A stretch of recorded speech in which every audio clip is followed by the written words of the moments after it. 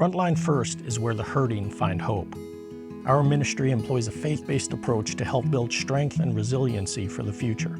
Our courses are paid for through donations and are free to all participants.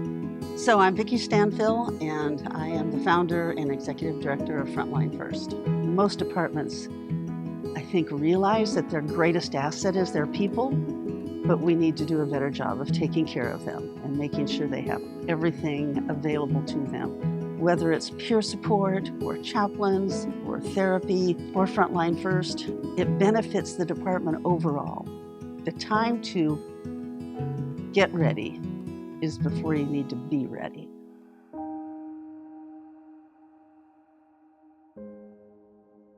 For me, everything felt like it always had. Like there was no change that I felt in myself.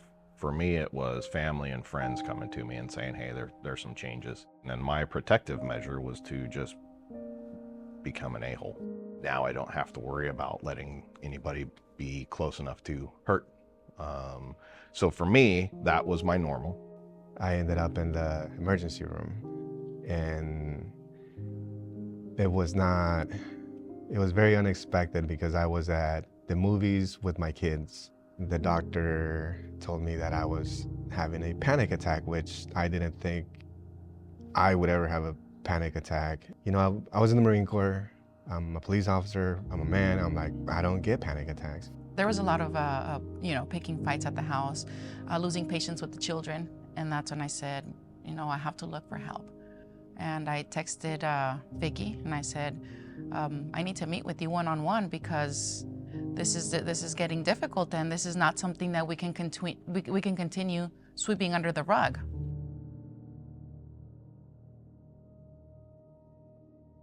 There was a point in time it was like I couldn't take it anymore. I couldn't deal with it. So I reached out. I had a very, very difficult road in getting and finding the right help. I didn't have anyone helping me along, so I kind of had to navigate those waters myself. I was at such a low point in my life, I was willing to take anything that anyone was going to give me. And I'm glad I did. No, it wasn't a right away situation. It was just the culmination of a lot of critical incidents. So I didn't notice it for a long time. Been years actually before I noticed anything was happening whatsoever. It was more of what's happening at work, what transpired and what triggered some events for me. And once I went to Frontline, I realized all the stuff in the past. So I didn't really notice it going on until I actually went to the class.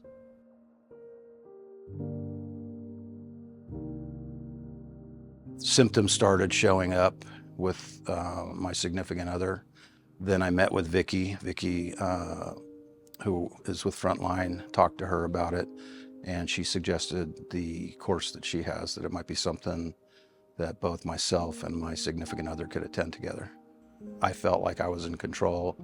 I knew what I was doing, but to others around me, it was apparent that that wasn't the case. In the 2-day course, it was halfway through the first day I realized, oh, maybe I have some things that I've been neglecting to take care of. In the prior year, I had a critical incident with my family where we almost lost a family member. I thought I had worked through that, but in coming through this course, I realized I need to work on this a little bit. So that's when I just started digging down deep and really doing the work for me.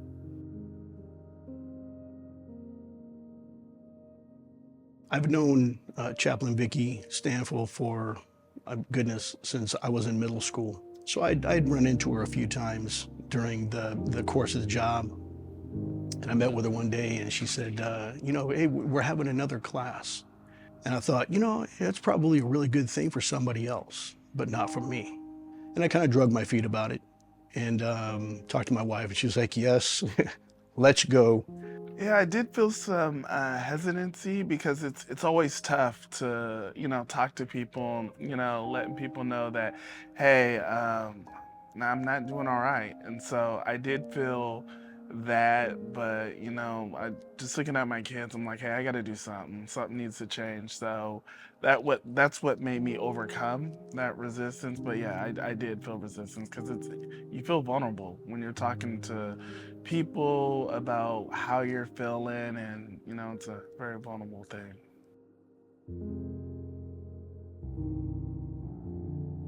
I learned a lot about him and what he was holding in and how he was actually viewing things. And he learned a lot about how it was affecting me. It's great to go because you do get that connection with your significant other. Whether you're married, engaged, girlfriend, boy, it doesn't matter. This is not required. This is not a class that anyone's gonna have to make you take. But it's a class that you should take because you're gonna actually learn something from the class.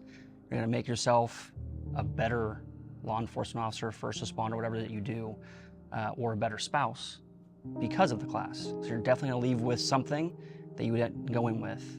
There's no way you can lose.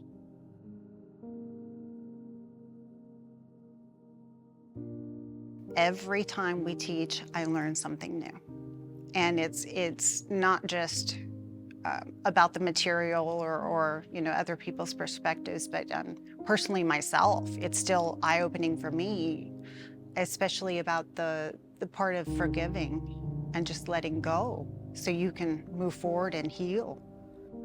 The relationship with my wife has gotten better. The relationship with my family has gotten better.